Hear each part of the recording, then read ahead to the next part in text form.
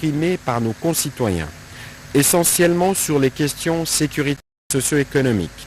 Le président de la République a chargé les gouvernements à œuvrer de concert pour rendre la stabilité du cadre macroéconomique plus solide, visant prioritairement la préservation du pouvoir d'achat par la valorisation du franc congolais, notre monnaie nationale.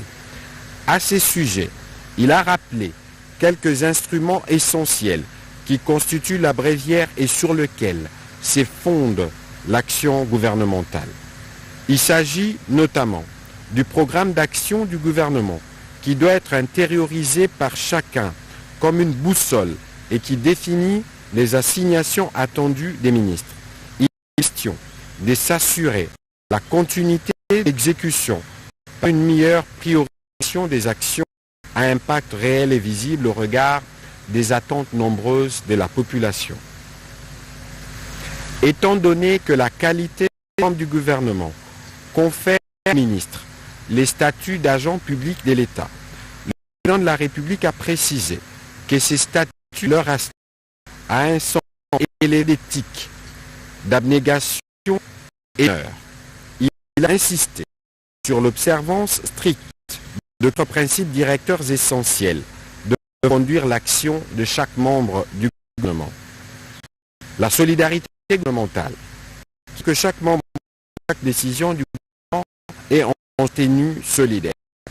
Le secret des délibérations qui proscrit toute divulgation des délibérations du Conseil de ministres. La subordination hiérarchique qui oblige chacun à référer aux instructions hiérarchiques qu'il reçoit du Premier ministre ou du chef de l'État. Car le gouvernement constitue un corps institutionnel à disposition verticale avec une hiérarchisation et une précision. La collégialité qui renvoie à un esprit d'équipe et de collaboration, interdisant aux membres d'engager individuellement le gouvernement sans se référer à la hiérarchie en dehors des décisions régulièrement en Conseil de ministres. De manière plus large, elle implique aussi l'esprit de coopération institutionnelle afin de primer à l'action gouvernementale une inclusivité qui doit s'étendre aux institutions, notamment les services de la présidence de la République, du Parlement et du pouvoir judiciaire.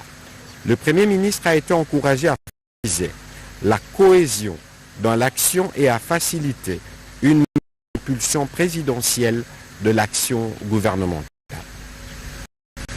Au-delà de ces principes qui expriment aussi des valeurs républicaines, le président de la République a souligné que les efforts doivent être déployés afin de contribuer au fermissement de la cohésion nationale, notamment par le respect d'un équilibre géographique optimal au sein des cabinets ministériels, ainsi qu'à la promotion des candidatures des femmes et des jeunes, sans oublier une parfaite collaboration avec les administrations respectives des différents ministères. Le président de la République a accru sa communication en précisant que tout ceci a pour objectif ultime de parvenir à l'efficacité de chacun dans le rendement professionnel, l'assiduité et la célérité dans les traitements des dossiers, l'activisme dans les travaux de commission pour le reste envisagé, avec évaluation permanente par le Premier ministre pour la requalification du gouvernement. Le Premier ministre chef du gouvernement a remercié le président de la République chef de l'État d'avoir tout d'abord renouvelé sa confiance en lui confiant une nouvelle fois la direction et la coordination du gouvernement de la République démocratique du Congo. Il a par la même occasion réaffirmé son engagement à continuer à lui rester fidèle et loyal et à participer activement à la matérialisation de sa vision pour le bénéfice et le bien-être de nos populations. Le Premier ministre a rassuré que tous les progrès accomplis jusqu'ici, grâce au leadership du président de la République, doivent se poursuivre et s'intensifier jusqu'à l'atteinte de tous les objectifs. Revenant à la présentation, il a indiqué que les remaniements de ce gouvernement a vu 46 membres être maintenus, dont 10 ont été permutés, tandis que 6 d'entre eux sont sortis et 12 nouveaux membres ont fait leur entrée. Le gouvernement compte 16 femmes, soit des de plus que les précédents. Aux membres du gouvernement reconduits, le Premier ministre chef du gouvernement a adressé tous ses encouragements et a appelé à plus d'abnégation et d'engagement dans l'exercice de leurs fonctions tout en les remerciant de chaque action accomplie jusqu'ici. À ceux qui intègrent l'équipe gouvernementale, il a tenu à leur présenter toutes ses vives félicitations tout en leur demandant de bien vouloir s'imprégner profondément du programme d'action du gouvernement. Je les engage surtout à plus de cohésion, de solidarité et de responsabilité gouvernementale pour la réussite du premier mandat de son Excellence Monsieur le Président de la République, a-t-il déclaré après les avoir présentés un par un au Président de la République. Le Premier ministre a aussi tenu à saluer les dévouements et les patriotismes dont ont fait preuve les membres du gouvernement sortant. Pour terminer, il a attiré l'attention du gouvernement sur les enjeux de ces seconds souffles qui sont de taille. Et il a insisté, nous devons les réussir, surtout en cette année électorale, année du bilan, pour imprimer la marque de ces seconds souffles. J'annonce qu'un séminaire gouvernemental sera organisé dans le prochain jour. Il vise à renforcer la déontologie gouvernementale, mais aussi et surtout à définir les nouveaux rôles dans le cadre de l'unité de commandement. C'est dans l'unité, la cohésion, la responsabilité et la discipline que résident nos succès. Fin de citation. Au chapitre de points d'information, État et administration du territoire, le vice-premier ministre, ministre de l'Intérieur, a présenté au Conseil l'État et l'administration du territoire, qui reste dominé par la poursuite des opérations militaires à l'est de la République démocratique du Congo. Durant la semaine qui s'est achevée, l'état d'esprit de la population est resté dominé par les réactions et commentaires sur l'interview accordée au magazine britannique The Times par le président de la République, les réactions et commentaires de l'opinion globalement positifs après la publication de la mouture du gouvernement Sama Lukonde II. Dans les volets sécuritaires, le vice-premier ministre est aussi revenu sur la situation dans certaines provinces, notamment le Kwango, l'Ituri et le Sud-Kivu, avec quelques faits saillants sur le plan politique. En complément au rapport du vice-premier ministre, ministre de l'Intérieur, le vice-premier ministre, ministre de la Défense nationale et ancien combattant, a indiqué que la situation sécuritaire à l'est du pays est caractérisée par la poursuite des attaques des RDF dans les territoires de Massissi, Rutshuru et Nyiragongo, la recrudescence de l'activisme des terroristes ADF-MTM dans les territoires de Beni, Irumu et Mambasa, l'intensification des affrontements intercommunautaires dans les territoires de Djougou et Mahagi en Ituri. À l'ouest, la situation reste marquée par les conséquences du conflit intercommunautaire dans l'espace ex-Grand Bandundu, particulièrement à Kwamut. En outre, des efforts fournis consécutivement au plan de redéploiement de la force régionale de l'EAC, adopté le 9 février 2023.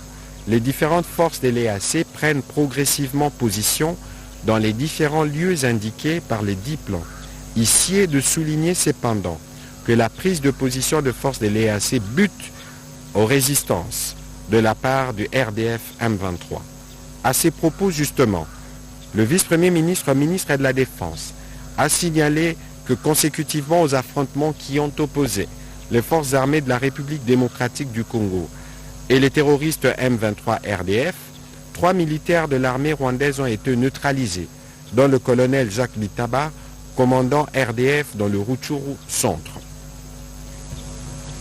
Le vice-premier ministre, ministre de la Défense nationale, a fait part au Conseil du bilan des patrouilles menées du 25 au 29 mars courant par les forces conjointes FARDC et UPDF contre les terroristes ADF-MTM au confluent des rivières Lucy-Loubé et Nzé-Loubé, secteur de Rwenzori.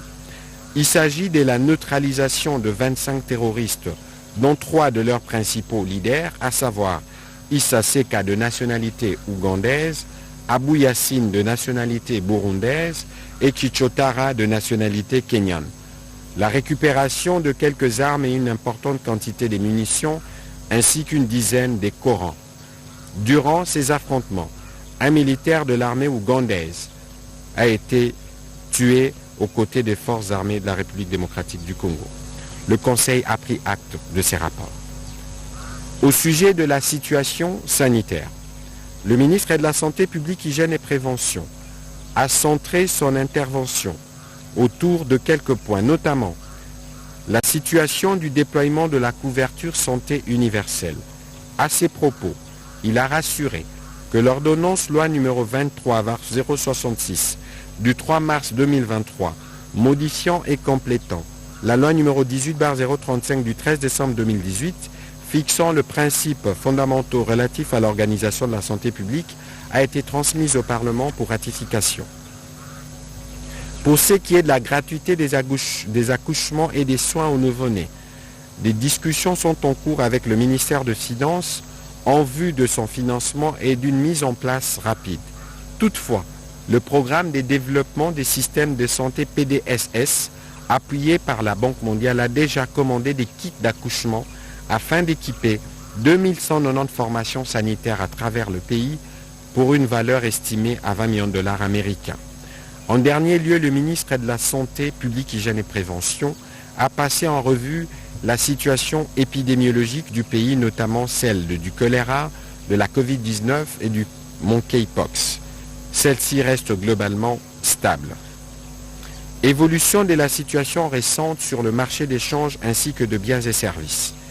Invité à prendre la parole, la gouverneure de la Banque centrale du Congo a fait les points de la conjoncture économique du pays. Il en ressort que le cadre macroéconomique de la République démocratique du Congo reste stable, en dépit de contre-coups induits par les effets du conflit russo-ukrainien. Quoique l'inflation importée influe sur les produits alimentaires et non alcoolisés, l'économie nationale reste résiliente. Pour ancrer les anticipations sur la volatilité de l'inflation et du taux d'échange, le comité de politique monétaire de la Banque centrale du Congo a procédé au resserrement du taux directeur de 8,25% à 9%. Le taux de croissance économique est estimé à 8% en 2023 sous l'impulsion du secteur minier.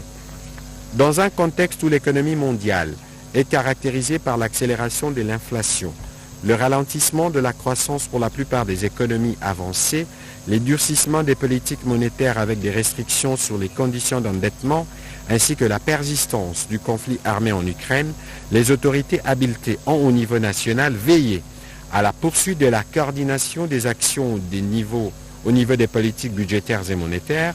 Le respect du pacte de stabilité a été maintenu, les fourchettes d'appel d'offres de bons BCC neutralisant la liquidité excédentaire de banques ont été élargies et les interventions de la Banque centrale sur les marchés d'échange ont permis de lisser les fluctuations du taux d'échange.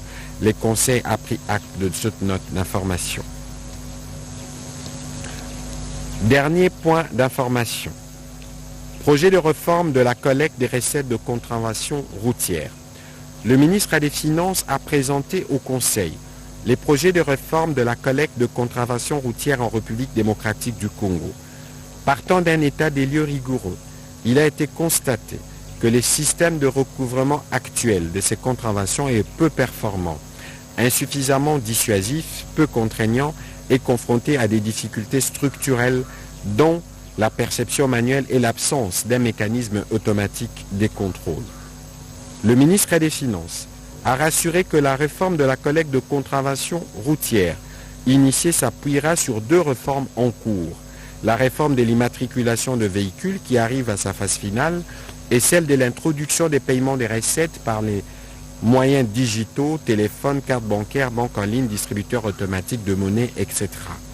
Il a annoncé qu'un appel d'offres sera lancé pour un partenariat public-privé compte tenu de l'innovation technologique à introduire. Le ministre des Finances a conclu son propos en précisant que cette réforme permettra d'accroître les recettes du Trésor public et de réduire la délinquance et les accidents sur les routes à travers le pays. Les niveaux des recettes attendus à la suite de l'implémentation de celle-ci se chiffreraient en centaines de millions de dollars américains. Dès la première année, ces niveaux devraient s'accroître chaque année. Le Conseil a pris acte de ce projet. Dernier point inscrit au Conseil de ministres de ce jour, relatif à l'approbation d'un relevé des décisions du Conseil de ministres. Le Conseil de ministres a adopté le relevé des décisions prises lors de la 91e réunion tenue le vendredi 17 mars 2023. Priorité au peuple. Le président de la République a terminé la réunion du Conseil de ministres de ce jour en exhortant le membre du gouvernement à rester concentré sur les attentes de la population qui tournent principalement autour du retour de la paix, de la sécurité et de la défense du territoire, l'amélioration du pouvoir d'achat ainsi que des conditions socio-économiques de la population, la réussite du programme de développement local de 145 territoires, la santé, l'éducation, ainsi que l'encadrement de la jeunesse à travers le sport. C'est sur ces mots que le président de la République a conclu le Conseil de ministres de ce jour. Commencé à 12h50, la réunion du Conseil de ministres a pris fin à 16h18. Je vous remercie.